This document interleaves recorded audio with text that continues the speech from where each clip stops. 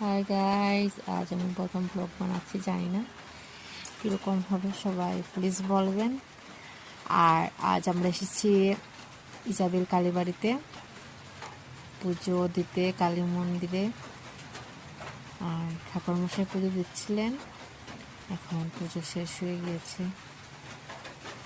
আমরা বসে আছি, আমি আর আমার হাজব্যান্ড।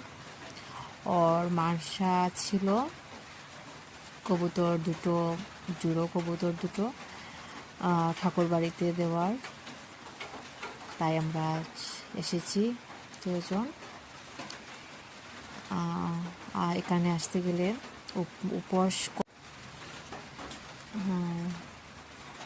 কবুতরের মাথায় সিঁদুর দেওয়া হয়ে গিয়েছে। এখন ঠাকুরমশাই মন্ত্র পড়ছে।